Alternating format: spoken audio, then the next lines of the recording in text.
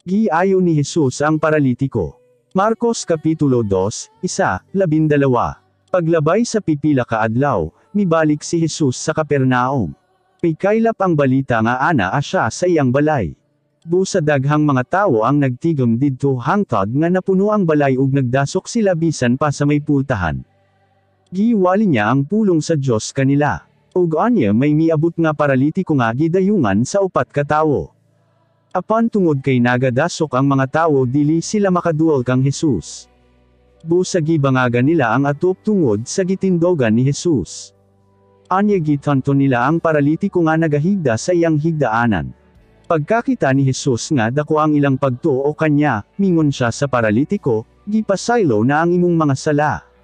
Sa dihang nadungog kini sa mga magtutudlo sa kasugoan nga nagalingkod didto, mingon sila sa ilang kogalingon, ngano nga nagasalti siya gingon ni Ana. Pagpasipala ka na sa Diyos. Ang Diyos lang ang makapasaylo sa mga sala. Diha-diha na siren ni Jesus ang ilang gihunahuna. Busa mingon siya kanila, nganong nagahunahuna man kamo ug ingon ni Ana.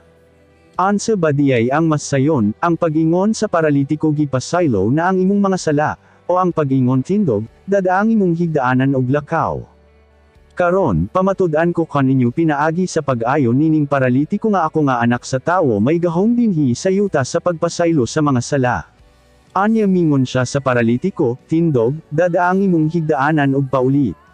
Samtang nagtano ang tanan mitindog dayon ang paralitiko ug gidala niya ang iyang higdaanan og migawas.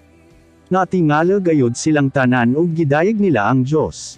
Mingon sila, wala pa gayud kami sukad makakita og sama nini.